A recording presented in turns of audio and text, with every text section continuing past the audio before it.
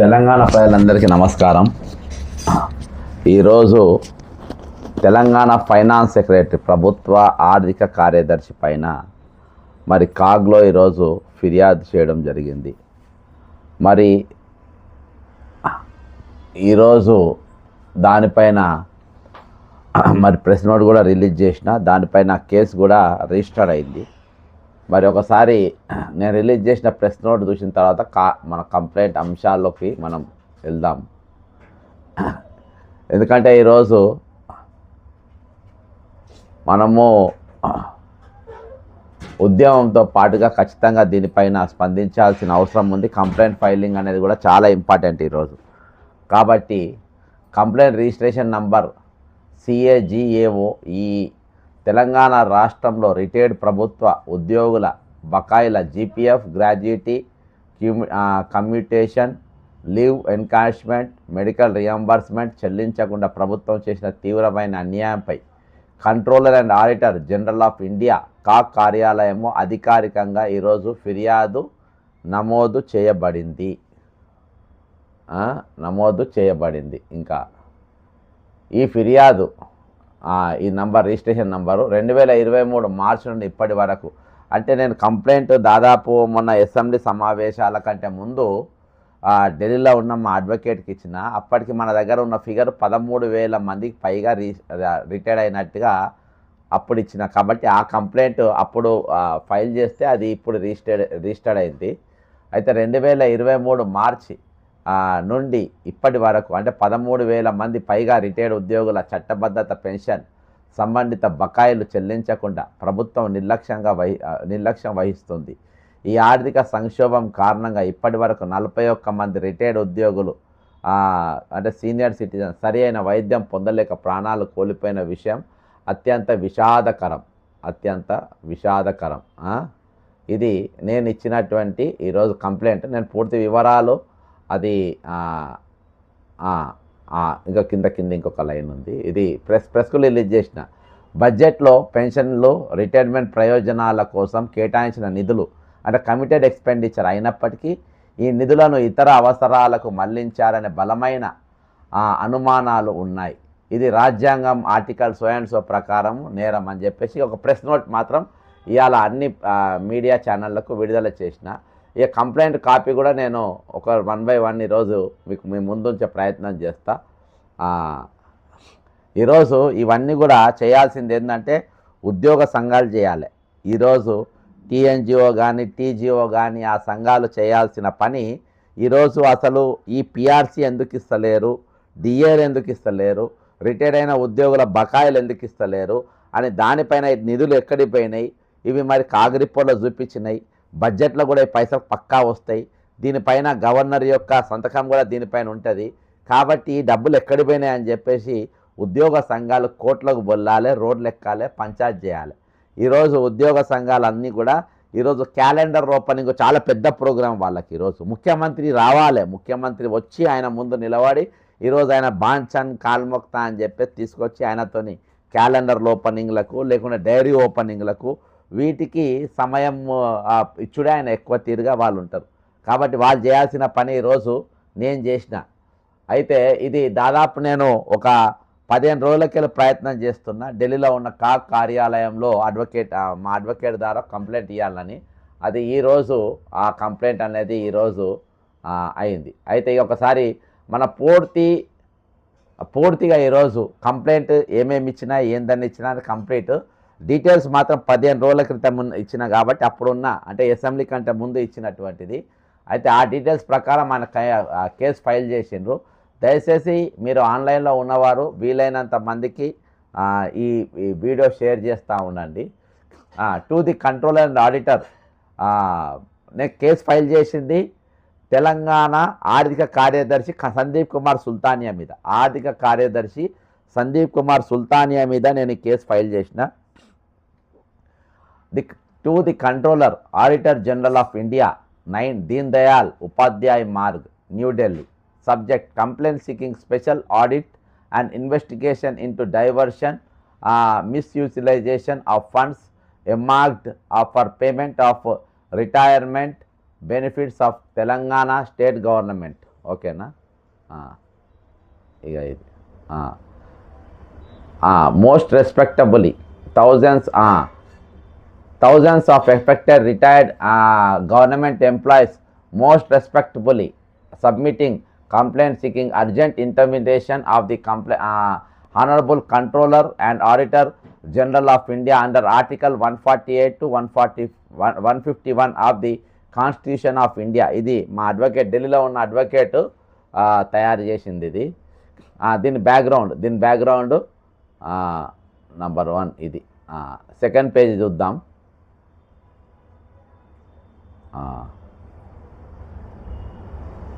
Okay, second page.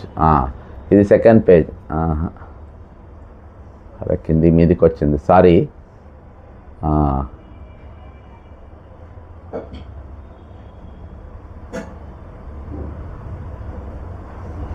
Okay first point, సరే points కింది మీదకి అయినాయి, మనం అడ్జస్ట్ చేసుకుందాం, ఏం కాదు. అయితే మనం ఇచ్చింది ఏంటంటే సెకండ్ పాయింట్, ఫస్ట్ పాయింట్ కింది మీదకి. First serious financial irregularities and suspended diversion, పైసలు డైవర్షన్ గురించి ఒకటి. ఇది ఏ విధంగా డైవర్ట్ చేసిన అనేది. Budget documents of the Government of Telangana indicate that the funds were allocated under pension and retirement benefits heads where payment were not released to the beneficiaries. ఇప్పటిదాకా retired అయిన వాళ్ళకి ఎవరికి కూడా వాళ్ళకి ఇవ్వాల్సిన పైసలు ఇవ్వలే, కానీ అవి ఫండ్స్లో ఎలాకేట్ అయిన పైసలు. A sharp and unexplained reduction in budget estimates for pensionary liabilities despite rising retirements raises grave suspicion of. రోజుకు రిటైర్మెంట్ ఉన్న నంబర్ పెరుగుతూ ఉన్నది. ఈరోజు వాళ్లకు కేటాయించినటువంటి నిధులు, వాళ్లకు ఇచ్చినటువంటి డబ్బులు ఈరోజు పూర్తిగా దారిపడినాయి. Diversion of funds, appropriation without authority of law, use of committed expenditure funds for other purposes. నేను ఎప్పుడు అనే పదం ఇదే. ఇప్పుడు ఇది ఏదైతే జీతభత్యాల కోసము, రిటైర్డ్ అయిన బెనిఫిట్స్ కోసము పెట్టాల్సిన డబ్బులు ఈరోజు వాటిని పూర్తిగా డైవర్ట్ చేసిండ్రు. ఇది చాలా పెద్ద నేరం ఇది.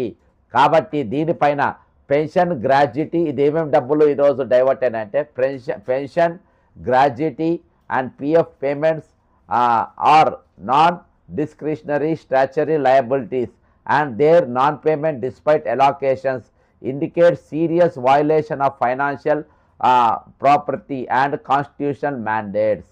ఇది మనకు రావాల్సిన ఈ పైసలన్నీ కూడా ఏవైతే పెన్షన్ గ్రాడ్యుటీ పిఎఫ్ పేమెంట్లు ఇవన్నీ కూడా కంపల్సరీ ఇవ్వాల్సి ఇచ్చినాయి. ఈ డబ్బంతా కూడా చెల్లించకుండా వీటిని దారి మళ్లించిండ్రు ఫైనాన్స్ సెక్రటరీ. దానికి ఆయన బాధ్యుడు. కాబట్టి ఈరోజు నిన్న జరిగిన కోట్ల విషయం కూడా నేను దాని గురించి కూడా మాట్లాడతా. అయితే దీని నుండి ప్రభుత్వం తప్పించుకునే ప్రయత్నం చేస్తుంది. ప్రభుత్వం ఇలా 101% రిటైర్డ్ ఎంప్లాయీస్ను చీట్ చేసింది. కాబట్టి మీరు ఒకసారి బ్యాక్గ్రౌండ్ పోవాలి. మనము ఏజీ ఆఫీస్లో మనం చాలామంది రీప్రైన్ దాదాపు ఒక 1000-1500 మంది ఇచ్చిండ్రు.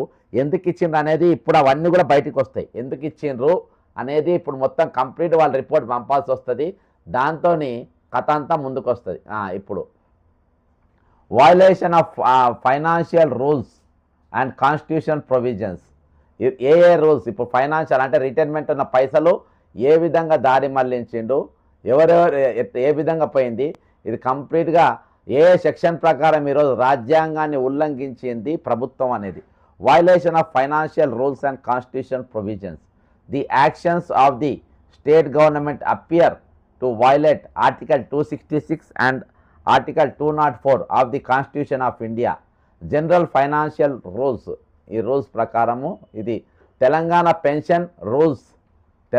Pension rules and GPF rules ప్రకారం article 300A right to property principles laid down by honourable supreme court in DS Nakara versus union of India and state of Kerala versus Padmanabhan Nair వీళ్ళ మధ్యలో జరిగిన కేసును మా అడ్వకేట్ ఉటకాయిస్తూ చేసినటువంటి ఇది.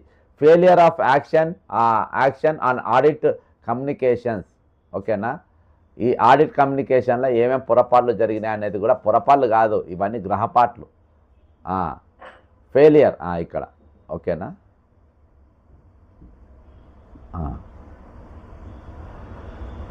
Failure of Act on Audit Communications. It is reliably learned that the Principal Accountant General Telangana and local audit authorities have raised objections and communications regarding non-release of retirement benefits. The state government has failed to take corrective action or ensure compliance. ఓకేనా, ఈరోజు ఉద్యోగులను వాళ్ళకి మన వినతులు ఏముండనంటే prayer request to the honourable CAG Controller and Auditor, in view of the above, we most respectfully request the Honorable Controller Auditor General of India to order a special audit of pension and retirement benefit funds of the Government of Telangana for the period 2023 to 2025-26. అంటే ఇప్పుడు రిటైర్గా అయిపోయి ఈ సంవత్సరం దాకా 2023కి వెళ్ళి 22కి వెళ్ళి 26 వరకు examine diversion utilisation misappropriation అనే ఇవన్నీ కూడా మీరు దయచేసి ఇవన్నీ కూడా మీరు పరిగణలోకి తీసుకోండి అని చెప్పేసి కోరడం జరిగింది.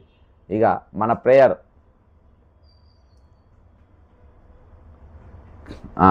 ప్రేయర్ ఏంటంటే prayer request in view special audit ఏదైతే చదివినా కదా కిందిది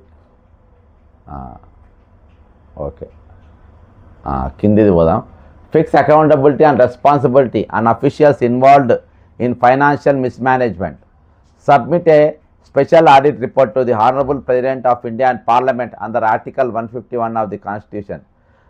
Recommend immediate corrective measures to ensure release of pending retirement benefits with interest వడ్డీతో సహా రిటైర్మెంట్స్ వల్ల డబ్బులు ఇవ్వాలి అని చెప్పేసి ఈరోజు నేను కోరడం జరిగింది.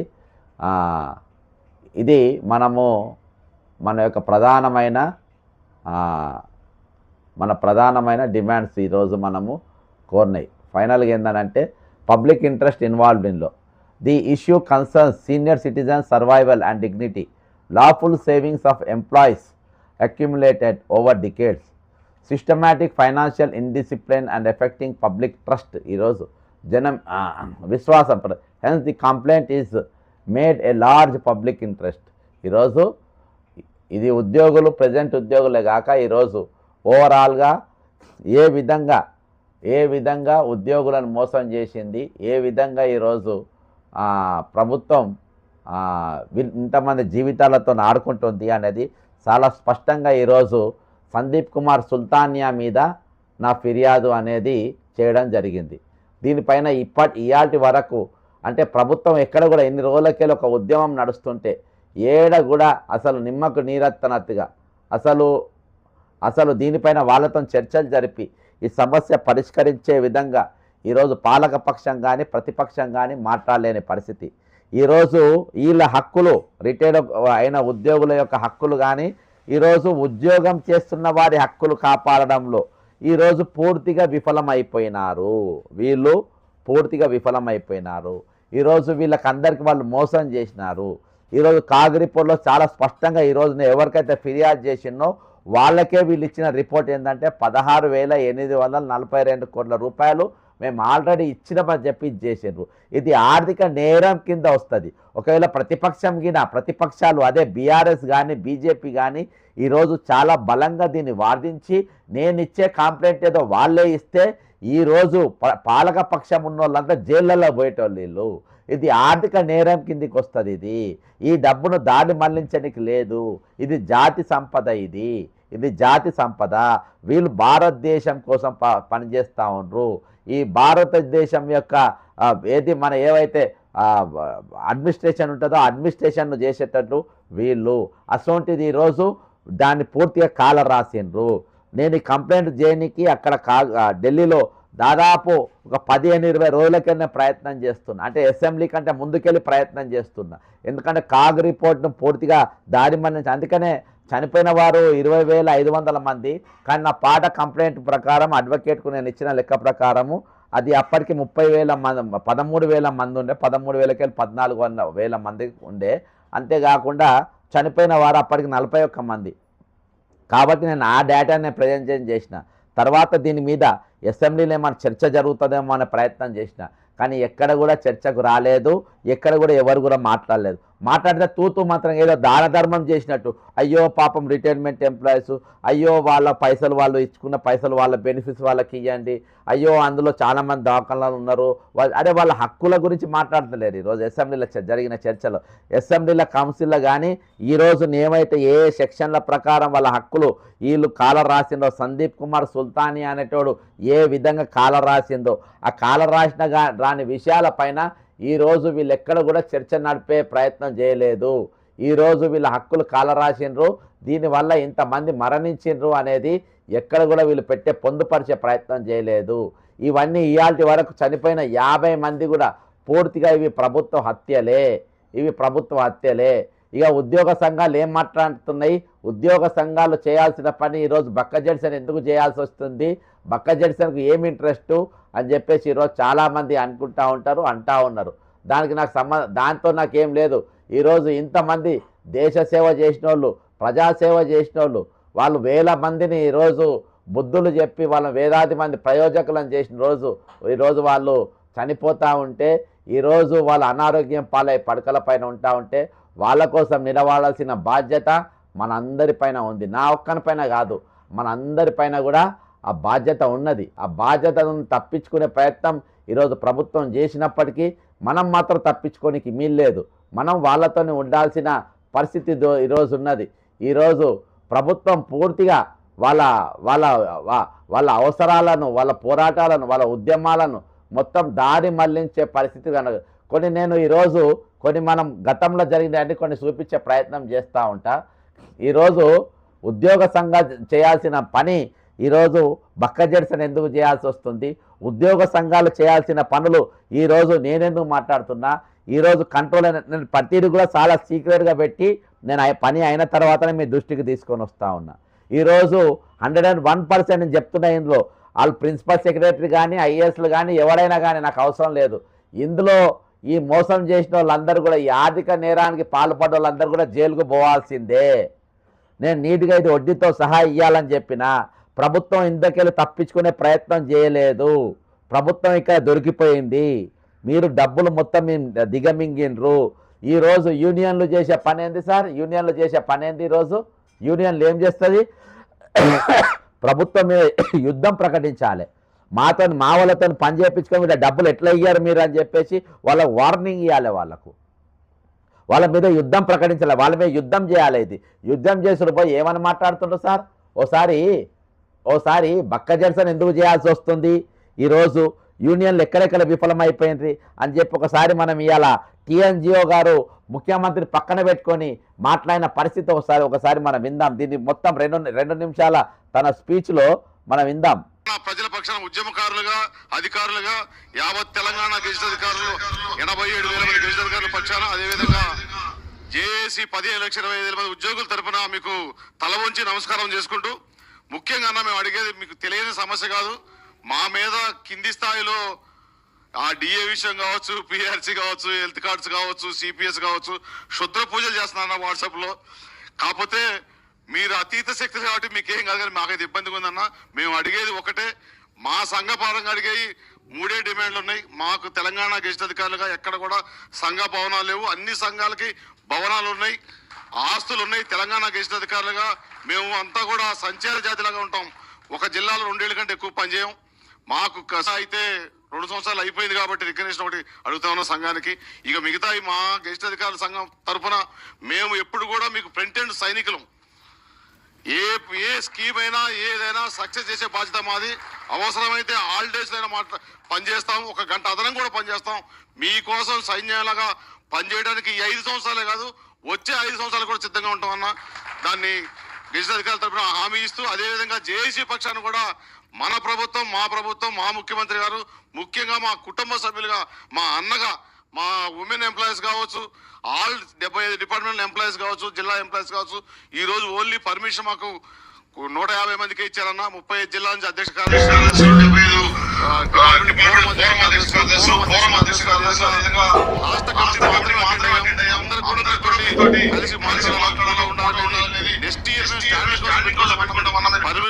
పర్మిషన్ ఇస్తే స్టాండింగ్ కౌన్సిల్ మీటింగ్ పెట్టుకుంటాం. అది కోరుకుంటూ ఇప్పటివరకు చేశారు. ఫైల్ కూడా మన దగ్గరకు వచ్చినట్టు అనౌన్స్మెంట్ బట్టి గారి ద్వారా అందులో మెన్షన్ చేశారు. నెక్స్ట్ డిసెంబర్ లో ఇస్తారు అసెంబ్లీ తర్వాత అన్నారు. జనరల్ పరిషత్ ఒప్పుకున్నాం. ఆ ఒకటి ఏదో కూడా ఇంకా 5 డీలు పెండింగ్ ఉంటాయి అన్న. మేము ఆర్థిక పరిస్థితి అర్థం చేసుకున్నాం కానీ మా ప్రాథమిక వీళ్ళు యూనియన్ లీడర్లు, వీళ్ళు యూనియన్ నాయకులు. హక్కులను ఏ విధంగా అడగాలనో కూడా తెలియదు. మన హక్కులను ఏ విధంగా అడగాలి, హక్కులను ఏ విధంగా అట్లా అడిగితే ఇస్తారా? అట్లా అడిగితే ఇస్తారా? ఇవాళ పిట్టల లెక్క రిటైర్డ్ ఎంప్లాయీస్ పిట్టల లెక్క రాలిపోతూ ఉన్నారు. 15 లక్షల మంది ఉద్యోగులు ఈరోజు రేపు ఏం జరుగుతుందో, రేపు మేము రిటైర్డ్ అయిపోతే మా పరిస్థితి ఏందో అని అగమ్మది గోచరంగా ఈరోజు ఉద్యోగుల పరిస్థితి ఉంటుంది. ఇటువంటి టైంలో సన్నాయి నొక్కుంటా ముఖ్యమంత్రితోని అన్న అని బట్టిగారని మాకు ఆఫీసులన్నీ మా శూద్ర పూజలు చేస్తుండ్రా ఉద్యోగులు. ఇవాళ ఉద్యోగులు శూద్ర పూజలు చేస్తుండ్రా. ఆ శూద్ర పూజలు మీకు తాకుతున్నాయి కానీ ముఖ్యమంత్రి గారికి అతీత శక్తులు ఉన్నాయి కాబట్టి ఆయన తాకుతలేవా? ఈరోజు వీళ్ళు మాట్లాడాల్సిన మాటలు. ఈరోజు చట్టపరంగా మైదాన పరంగా మీరు యుద్ధం చేయాలి.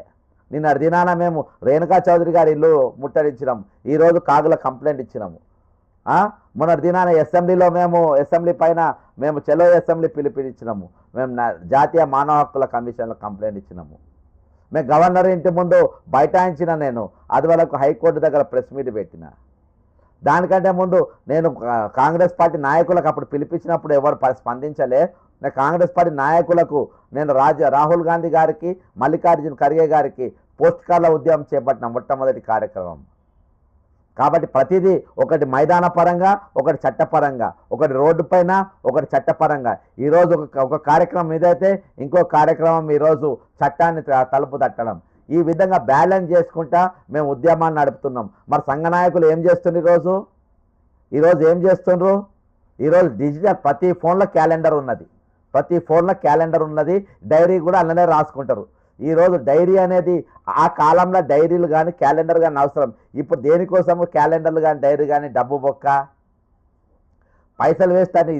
దానివల్ల అదొక పెద్ద కార్యక్రమం. దాన్ని ఓపెన్ చేయించి దాంతో సీఎంతో పోనీ ఆయన తెచ్చుకొని తీసుకున్న వరాలేంది? మీరు ఏం సాధించిండ్రు? ఎంత డిఏలు ఎంత పిఆర్సీలు మీరు ఆయనతో ఇప్పించుకోగలిగింది? ఈరోజు ఇంకోసారి చెప్తున్నా, ప్రతి సంవత్సరం ప్రతి నెల 700 కోట్లు విడుదల చేస్తున్న మాట ఇంకొకటి ఎవరు మాట్లాడదు. వారు రిటైర్డ్ ఎంప్లాయీ అయినా సరే, లేకపోతే ఉద్యోగం పనిచేస్తున్న సరే. ఈరోజు 700 కోట్ల రూపాయలు ఎట్లా ఇన్స్టాల్మెంట్ మనం ఏది అల్మారాలు కొనుక్కొచ్చుకున్నామా? స్టీల్ దుకాణాలకి వెళ్ళి ఒక టీవీలు కొనుక్కొచ్చుకున్నామా ప్రతి నెల ఇన్స్టాల్మెంట్ ఇవ్వడానికి? ఈరోజు పూర్తి స్థాయిలో 40 సంవత్సరాల పైసలు మీ దగ్గర దాచుకున్నాము. 40 సంవత్సరాల పైసలు మా దగ్గర జీపీఎఫ్ కానీ, మా దగ్గర మై బెనిఫిట్స్ కానీ ఈరోజు వడ్డీతో సహా మీరు ఇవ్వాల్సిన బాధ్యత మీ పైన ఉన్నది. ఇన్స్టాల్మెంట్ ఏంటి? ఇవాళ ముఖ్యమంత్రి రేవంత్ రెడ్డి గారు దావోస్ పోయినరు. పోయిన సంవత్సరం కూడా దావోస్ పోయినరు. పోయిన సంవత్సరం దావోస్ పోయి ఏం సాధించిండ్రు? 1,79,000 కోట్ల రూపాయలు నేను తీసుకొచ్చినా అని చెప్పిండు. ప్రజాధనం ఈరోజు మన పైసలు పెట్టుకొని పోతుండు. అవి ఎవరి పైసలు? రేవంత్ రెడ్డి పై ఎవరి పైసలు పట్టుకొని ఈరోజు రేవంత్ రెడ్డి దావోస్కి పోయిండు. నేను చూపెడతా పోయిన దావోస్ చరిత్ర చూపెడతా. ఇక పోయినసారి దావోస్లా ఇవన్నీ వచ్చినాయంట. దావోస్ 2025 తెలంగాణ's milestone. Honorable Chief Minister Revanth Reddy లీస్ట్ the way 1,78,950 crore investment in తెలంగాణ. అగిలిటీ 400 crores అంట. సిఫీ టెక్నాలజీ 10,000 crores అంట. 500 కోట్లు ఎవరిచ్చిండ్రు? స్కై రూట్ ఏరోస్పేస్ వాళ్ళు 500 కోట్లు ఇచ్చిండ్రట. సిట్రీస్ 15,000 కోట్లు అంట. మెగా ఇంజనీరింగ్ 15,000 కోట్లు అంట. ఫినిక్స్ 2,050 కోట్లు అంట. ఉడ్సా క్లస్టర్స్ 5,000 కోట్లు అంట. అమెజాన్ వెబ్ సర్వీసెస్ 60,000 కోట్లు అంట. రామ్కి 5,000 కోట్లు అంట. సన్ పెట్రోకెమికల్స్ 45,500 కోట్లు అంట. జేఎస్డబ్ల్యూ గ్రూప్ 800 కోట్లు అంట. జేసీకే 4,500 కోట్లు అంట. టిర్మాన్ గ్లోబల్ హోల్డింగ్స్ 1,500 కోట్లు అంట. మైట్రా ఎనర్జీ 7,000 కోట్లు అంట. మొత్తం 1,78,000 కోట్ల రూపాయలు తెచ్చిందంట ముఖ్యమంత్రి గారు దావోస్కి వెళ్ళి. అయ్యా రేవంత్ రెడ్డి గారు, ఈ 1,78,950 కోట్ల గురించి మాకు వద్దు. ఆ పైన ఉన్న చూసినావా 8,950 కోట్లు విడుదల చేయి, ఉద్యోగులకు అయిపోతుంది.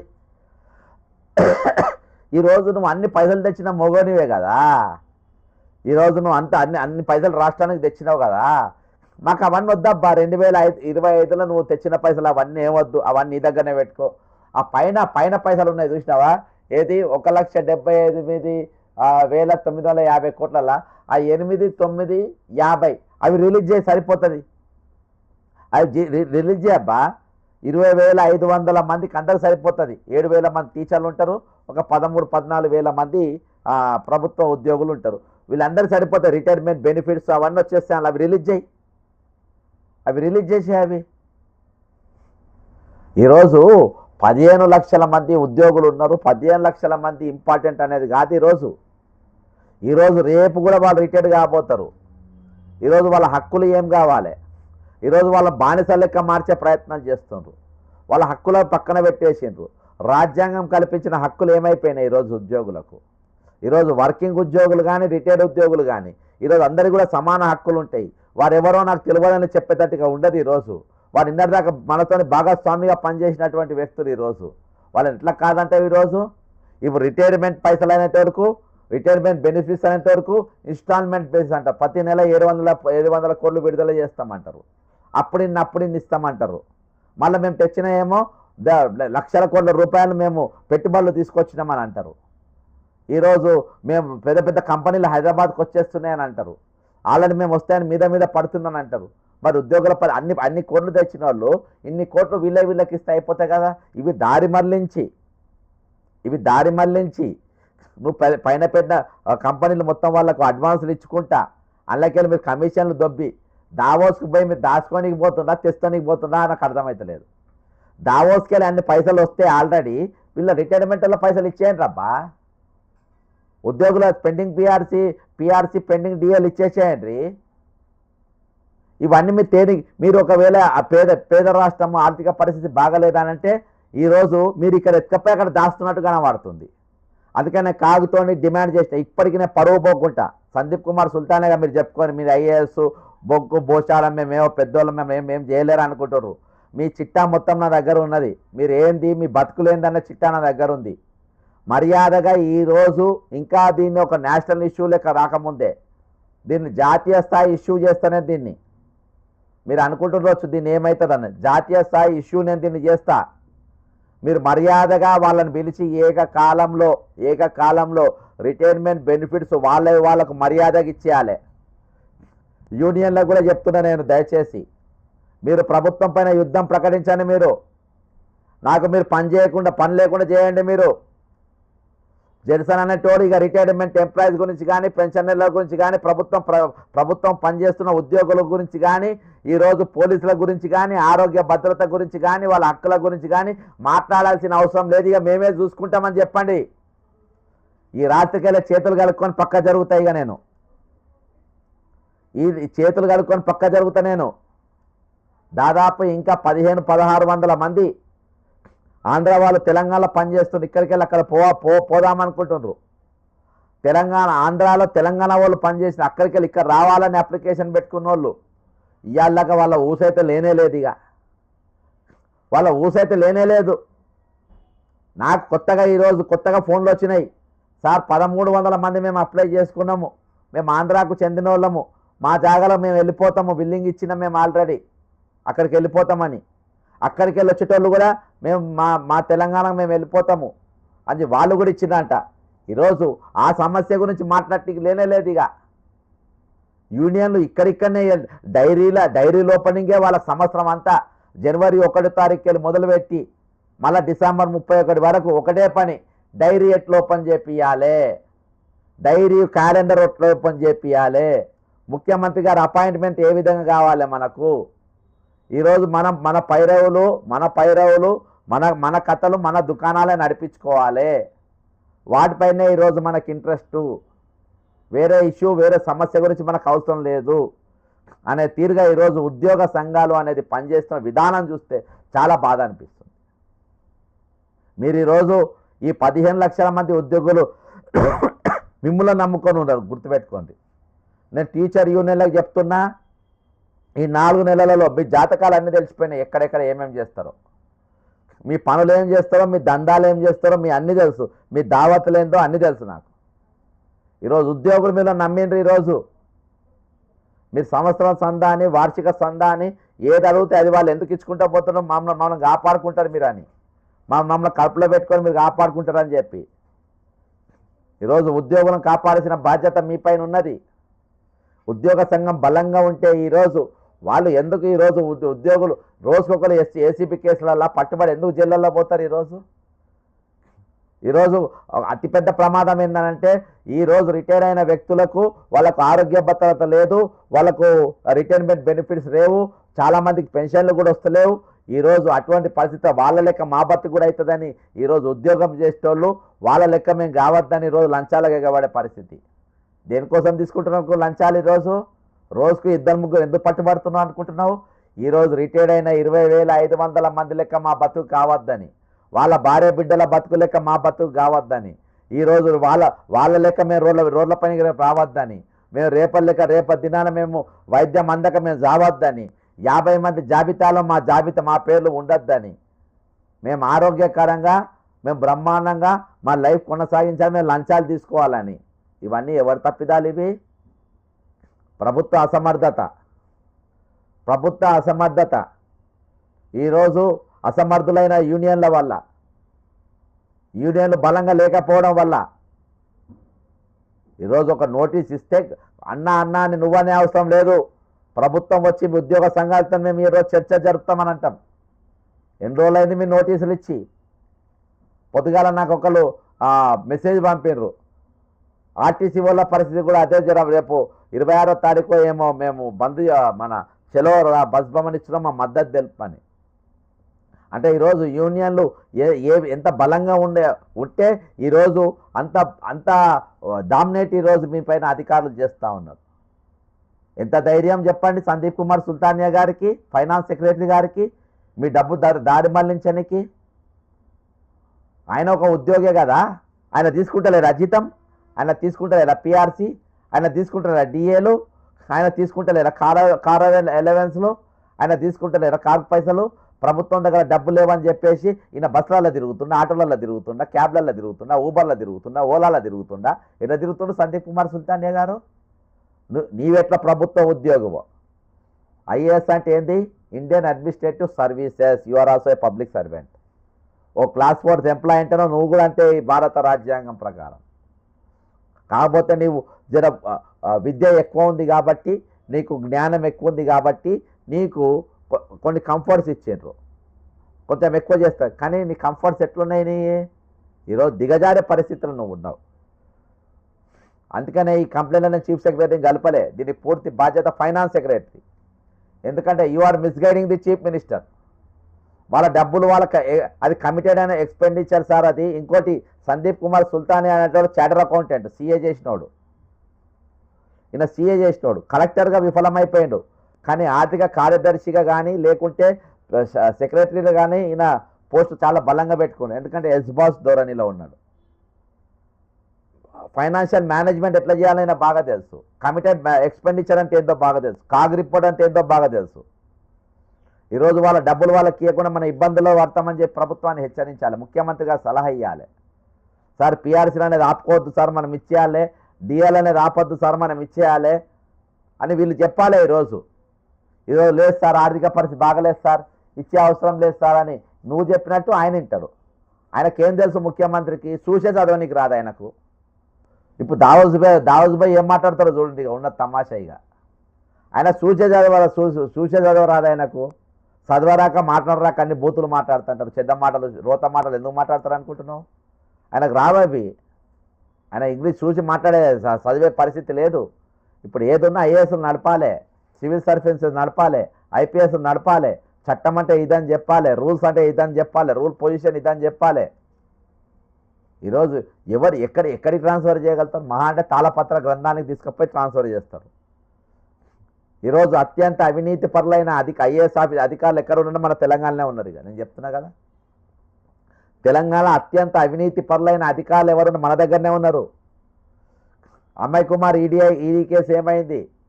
నవీన్ మిత్తల్ మీద ఉన్నటువంటి ఆరోపణలు ఏమైపోయింది? జయేష్ రంజన్ పైన ఉన్న కేసులు ఏమైపోయినాయి? ఇక చీఫ్ సెక్రటరీ గురించి చెప్పే అవసరమే లేదు.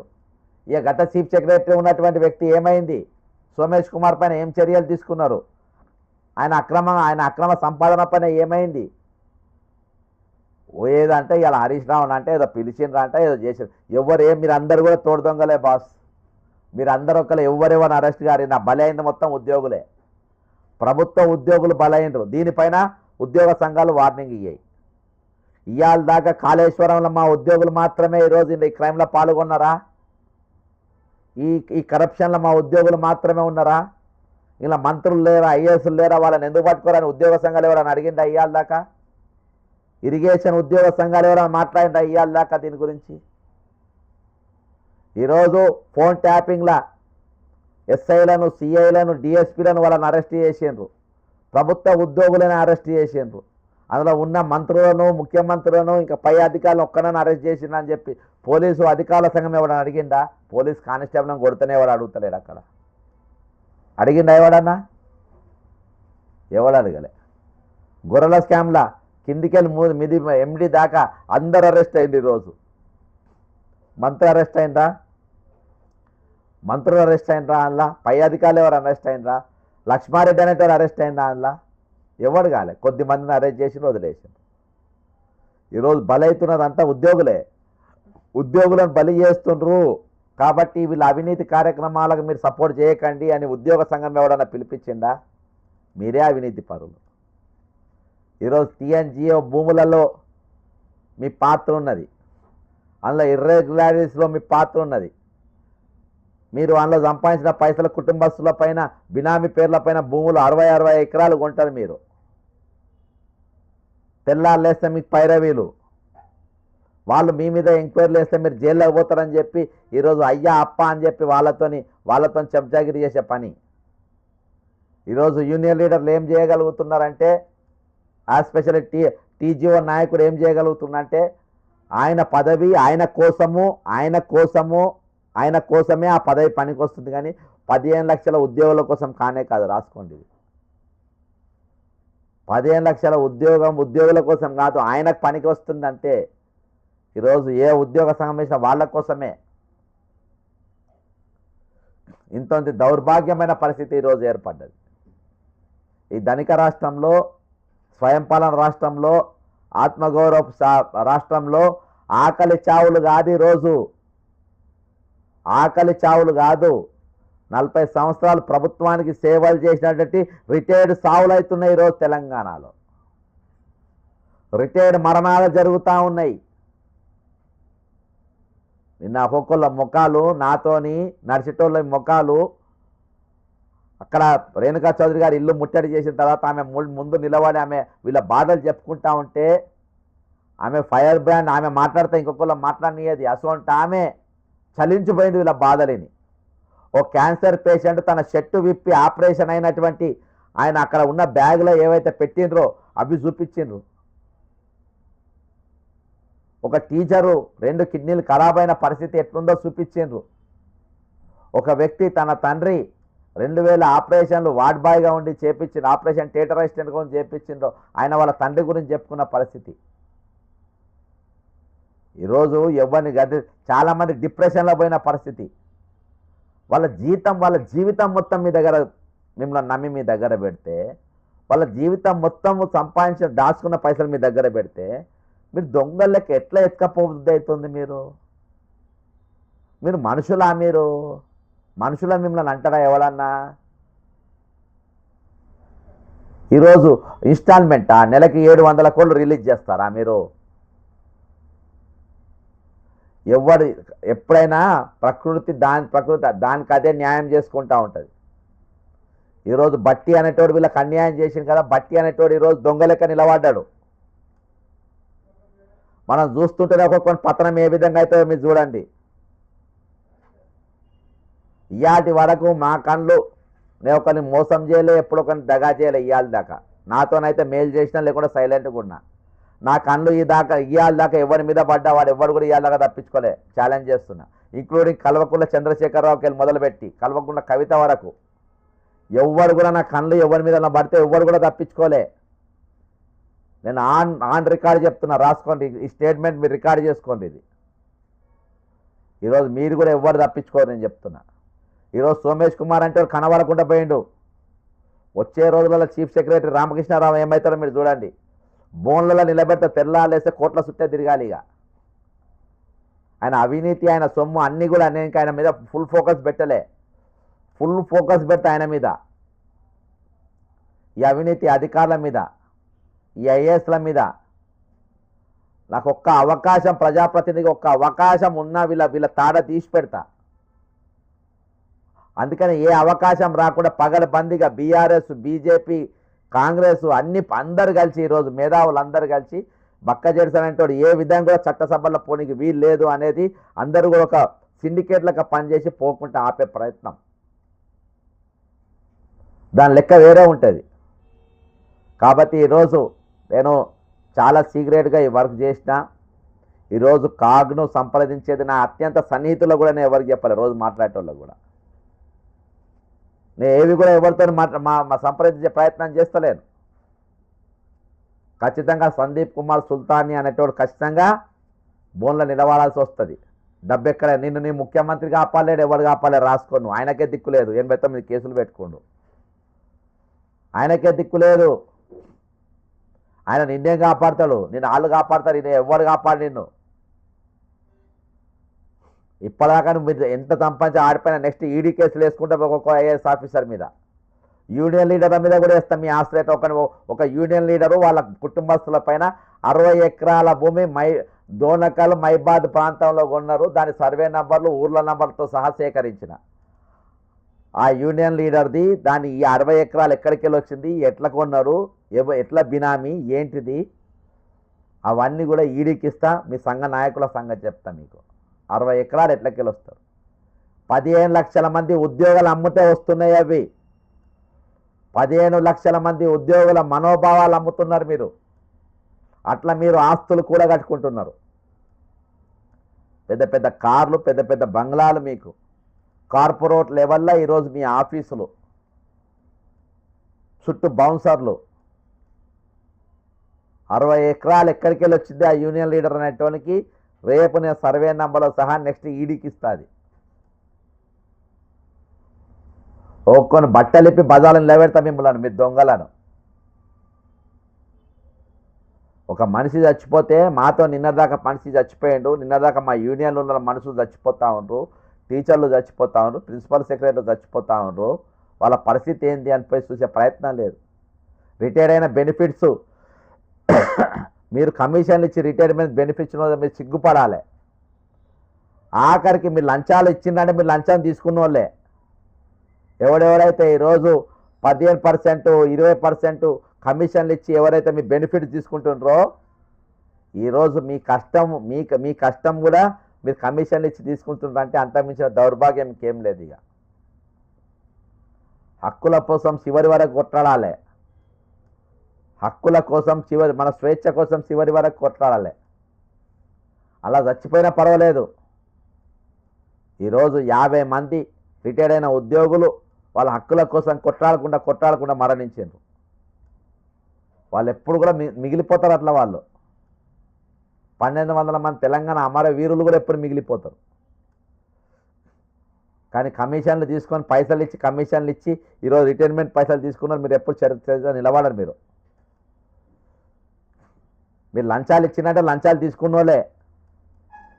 ఎందుకంటే 9 లక్షలు లంచం ఇచ్చి 9 లక్షల లంచం అంటే ఏంది? ఎన్ని సంవత్సరాలు కష్టపడితే మీకు ఆ పైసలు వస్తాయి? చాలామందికి అయితే ఇక రిటైర్మెంట్ బెనిఫిట్స్ రాకుండా పర్వాలేదనే లంచగొండలు కూడా ఉన్నారు పెద్ద పెద్ద బంగ్లాలలో.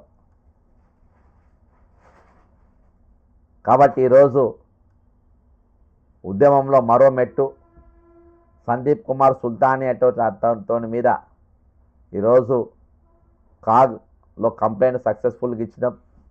ఆ కంప్లైంట్ పూర్తిగా నేను చదివిన, మీకు వినిపించిన.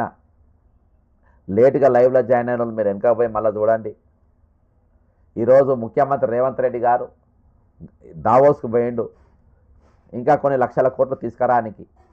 ఆల్రెడీ 2025లో 1,79,950 కోట్లు ఆల్రెడీ తెచ్చేసిందంట. నేను రిటైర్మెంట్ ఎంప్లాయీస్ పెద్దగా ఏం అవసరం లే, పైన నంబర్ ఏమంటున్నా. 1,70,000 కోట్లు నువ్వే ఉంచుకో.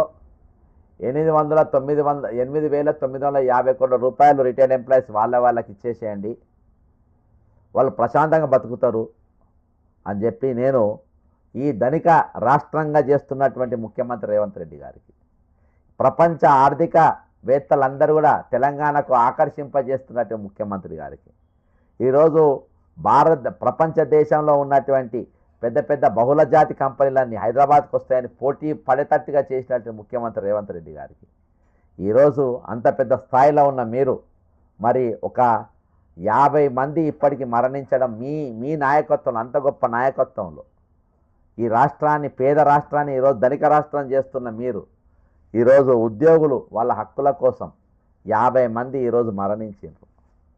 దాదాపు ఈరోజు 20,500 మంది వాళ్ళు ఉన్నారు. వాళ్ళు అత్యంత ధనిక రాష్ట్రంగా మారుస్తున్న ఈ రాష్ట్రాన్ని మారుస్తున్న మీరు ఆ డబ్బులు ఇవ్వడానికి మీరు 2 నిమిషాలు కాదు. కాబట్టి మీరు 700 ఇన్స్టాల్మెంట్ బేసెస్ అల్మారీలు తెచ్చుకున్నందుకు, మంచాలు తెచ్చుకున్నట్టు, పరుపులు తెచ్చుకున్నట్టు ఈరోజు ఆ దుకాణాలలో మరి ఏది ఇన్స్టాల్మెంట్ బేసెస్ కాకుండా వాళ్ళు ఏకకాలంలో రిటైర్మెంట్ డబ్బును వడ్డీతో సహా వాళ్ళ డబ్బులు వాళ్ళకి ఇవ్వాలని చాలామంది చెప్తాం. నిన్న దినాన హైకోర్టు సూపర్ జడ్జిమెంట్ ఇచ్చిందని. దయచేసి మీరు అర్థం చేసుకుని మీరు దండం పెడతా సార్, మీ హాఫ్ నాలెడ్జ్తో మాట్లాడకండి, మీరు పూర్తి నాలెడ్జ్ ఉంటే మాట్లాడాలని, లేకుండా మాట్లాడాలని. కోర్టు జడ్జిమెంట్ ఆల్రెడీ ఒక జడ్జిమెంట్ ఇచ్చింది. ఆ జడ్జిమెంట్ను ప్రభుత్వం ఎప్పుడైతే మీరు అది పాటించలేదో దానిపైన కంటెంప్ట్ వేసింది. కంటెంప్ట్ పైన ఇమీడియట్గా యాక్షన్ వేసేసేయాలి, వీళ్ళపైన యాక్షన్ తీసుకోవాలి అనేది. కంటెంప్ట్లకు వాయిదాలు ఉండేవి, దయచేసి అర్థం చేసుకోండి. కంటెంప్ట్లో కూడా వాయిదాలు ఉంటాయంటే మనం ఎక్కడ ఉన్నామో మనం అర్థం చేసుకోవాలి. కోర్టు సీరియస్ అయింది, కోర్టు మొత్తం ఏది ఎడ్లను పొడిచినట్టు పొడుస్తుంది కాదు. ఇవాళ వరకు ప్రభుత్వం పైన గట్టి చర్య ఇవాళ వరకు కోర్టుకెళ్ళి రాలేదు. దయచేసి మీరు అర్థం చేసుకో. అసొంటి మీరు సర్క్యులేట్ చేసి బంద్ చేయండి, ఫేక్ న్యూస్లు ఫేక్ బంద్ చేయండి. మీ ఫేక్ న్యూస్లతోని, మీ అభూత కల్పన కథలతోని ఈరోజు ఉద్యోగులను కానీ, రిటైర్ అయిన ఉద్యోగులను కానీ మోసం చేసే ప్రయత్నం చేయదండి. ఈరోజు మేము చేస్తుంది ఈరోజు 20,500 పైసలు ఇప్పించేటోళ్ళే కాదు. ఈరోజు రేపటికెళ్ళి రిటైర్డ్ కాబోతున్న వారి పైసలు కూడా అప్పటిదప్పుడే కవర్లో వాళ్ళ డబ్బులు వాళ్ళకి ఇమ్మీడియట్గా ఇవ్వాలి. ఆ మార్పు కోసం మా ప్రయత్నం, ఆ మార్పు కోసం మా ఉద్యమం. దయచేసి ఇది ఖచ్చితంగా ఈ పెద్ద మనిషి పైన ఖచ్చితంగా నేను యాక్షన్ తీసుకుంటాను అనుకుంటున్నా. దీనిపైన నేను రేపు ప్రెస్ మీట్ పెట్టే ప్రయత్నం కూడా చేస్తా. దయచేసి ఈ వీడియోను మీరు అందరికీ షేర్ చేయండి, సాధ్యమైన ఉద్యోగులకు మీకు అందరు కూడా షేర్ చేయండి. యూనియన్లు మీరు మారే ప్రయత్నం చేయండి. ప్రభుత్వానికి మీరు ఒక పక్కలో బల్లెం లెక్క మీరు తయారు కావాలి, వాళ్ళ కళ్ళల్లో ముండ్ల లెక్క మీరు తయారు కావాలి. ఈరోజు మీరు వీళ్ళ హక్కులు కల్పించడంలో మీరు ఇది కావాలి. వచ్చే రోజులలో మీరు గుర్తుంచేటట్టుగా మీరు చేసుకోవాలి, లేకుంటే మీరు చరిత్రహీనులుగా మీరు మిగిలిపోతారు.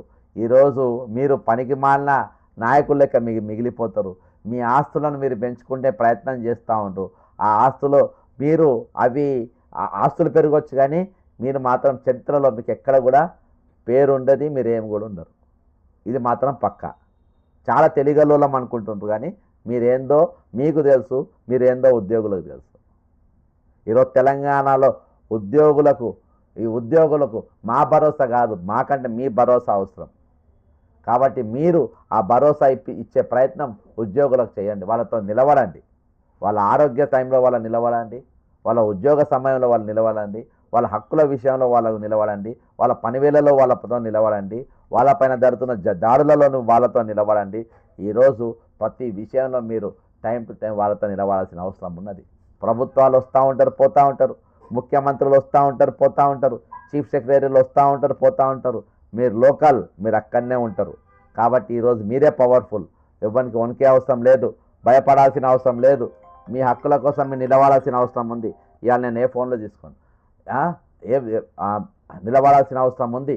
కాబట్టి ఖచ్చితంగా మీరు దానిపైన మనం కొట్లాడదాం, వీటి కోసం మనం నిలబడదాం, ఉద్యోగులను కాపాడుకుందాం. ఉద్యోగులను కాపాడుకుంటేనే వ్యవస్థలు కాపాడబడతాయి, వ్యవస్థలు కాపాడబడితేనే రాష్ట్రము 4 పాదాల పైన చాలా బలంగా నిలబడుతుంది. దానికోసం అందరి కృషి అవసరం. ఖచ్చితంగా ఈ వీడియోను షేర్ చేయండి, కామెంట్ చేయండి. మీరు ఈ సమస్యలకి వెళ్ళి బయటకు వచ్చేటట్టుగా యూనియన్ల పైన ఉద్యోగులు కూడా ఒత్తిడి తెచ్చే ప్రయత్నం చేయండి. ఎవరు ఉన్నా లేకున్నా, ఎవరు వచ్చినా రాకున్నా మీరు చేయలేని పక్షంలో నేను రెడీ. జై తెలంగాణ, అమరవీరులకు జోహార్లు.